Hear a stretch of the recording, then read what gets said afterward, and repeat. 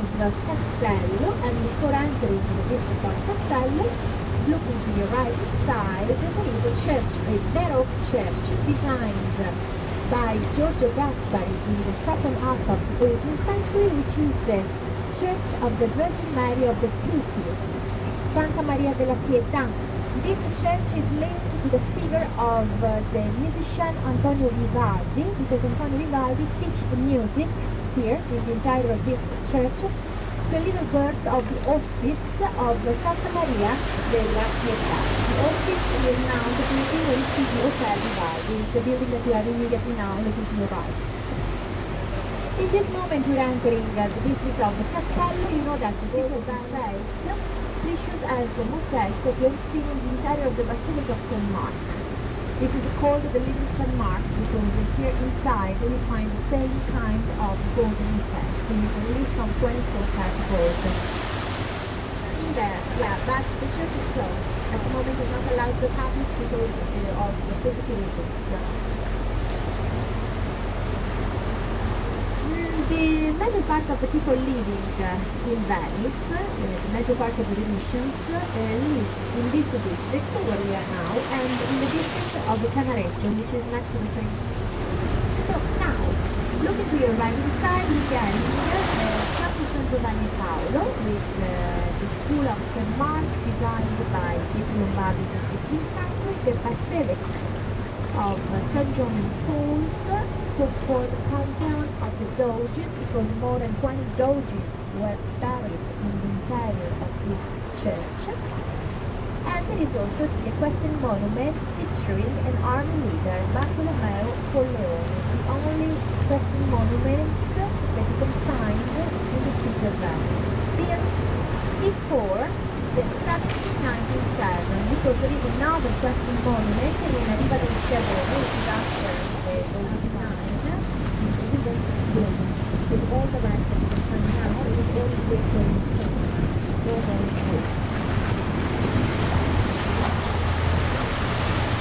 Now we got the golden lagoon.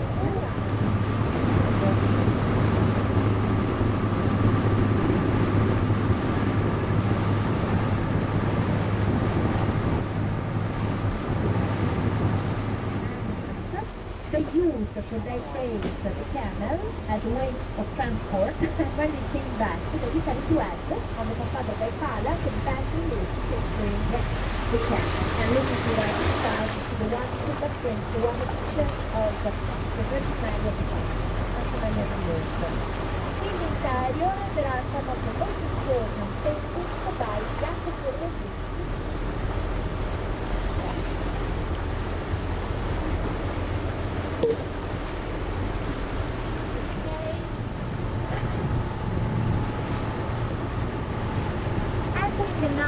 The Canal of the Jewish Era, looking to your right hand side, this massive building was the slaughterhouse of Venice till the beginning of the 20th century. Now is a building belonging to the university. In there are some classrooms of the Venetian University. It's written Università Ca' Foscari, Venezia. And we're entering the district of Canareggio now. We are not so far from train station, not so far from Piazza Lerona, which is the place where is living the Liberty's Bridge, and 7-8 floors sometimes. And in fact they are also called tower houses because they have 7-8 floors. The Venetian houses and palaces. In front of us you see a bridge which is the Ponte della Puglia. It's a bridge with the 4 obelisks, and passing over this bridge, going to the right, you get the train station. So, if you're going to visit the Jewish area, you have to get off at the train station, taking this bridge, and then entering the Jewish area on the other side.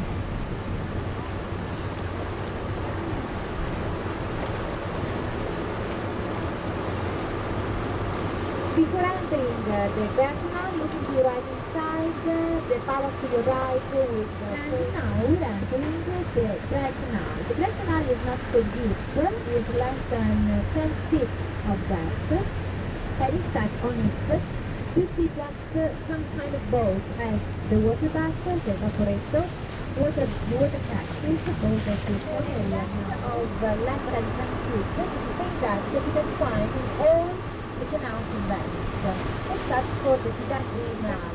Is a canal which is, that you can see if you're in St. Mark's Square, if you look in front of you, there is an island, the island of St. George, and to the right of the island of St. George is the starting canal.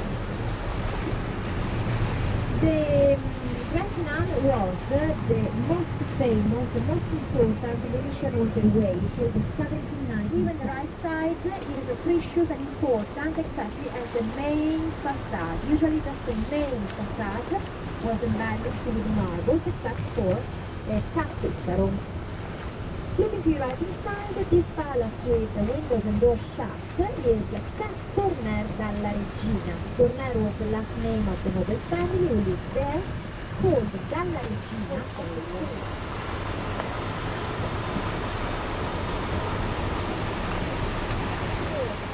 Called Golden House Cadoro because it said that when it was built, it had the facade decorated with a lip of 24 karat gold, real gold.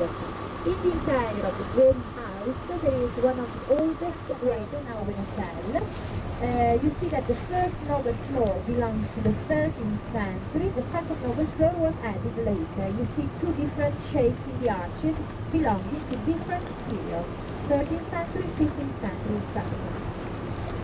And looking now to the right hand side, there is the Rialtes market.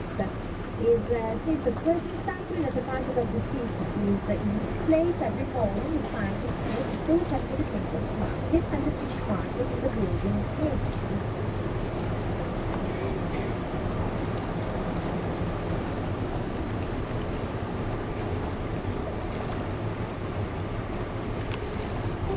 Looking to your left hand side, this palace with scaffolds is Ca da Mosco, the first palace built of the Grand Canal in 1215, now empty.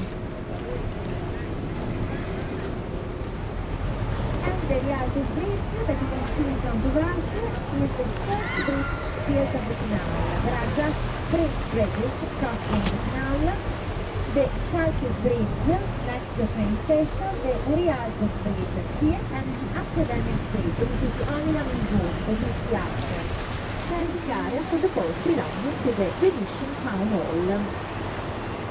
Looking to your left hand side, the highest building to your left with flash of the balconies is Ca Grimani, built in the second half of the 16th century. There is a funny story regarding the building of this palace, because if you look more or less in front of it, to the other side of the canal, there is another palace with a couple of obelisks at the top of the roof, which is Ca Coccina.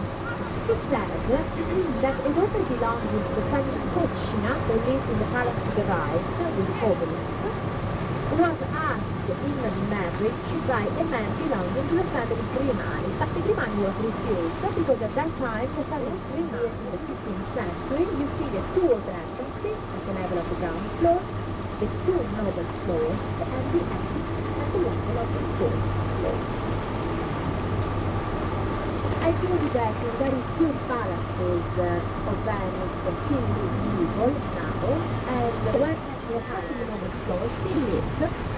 The family was built that palace 5 centuries ago, and the palace is just for them, as it was when the palaces belonged to the nobles, because when the palaces lived the nobles, just one noble family lived in the palace, not I'm talking about the Capitani Moretta that you can see now. Look at the right hand side, is this palace built in the 15th century with the 2 water entrances, where in the second noble floor lives the family Pisani. The first noble floor is left empty because it is a full rank. Immediately after, looking to the right hand side, there are 3 palaces belonging to the 15th century which have the Venetian University of Ca' Foscari. Ca' Foscari is one of instead of one, where instead of the face, instead of the portrait, there is a black dress in front of the face. Over there you could read, it was the place where was portrayed Marin Pagliano, the capitani for crimes against the criminals, which was also covered his face from the nose. This bridge that we're going to pass now is the Accademia Bridge, the Academy's Bridge, which is the only wooden bridge of the Grand Canal. The only one in wood, because it costs 3,000 arcs each night in the high season. But it's like a little apartment with 85 square meters of bedroom. Looking to your right side, George, at the basically the approach of that church, so that people according to the Jewish Kabbalah, the number 11 has 50%. That's it. Looking to your right side, that's the oldest sea-passing surface of the Grand Canal, with a square marble tower with two statues holding a golden globe. At the top of the golden globe is a statue of the fortune, moving for the 16th century. Jewish people lived in that area, called Judaica, because of the presence of the Jewish community. And still looking to your right, you see the island of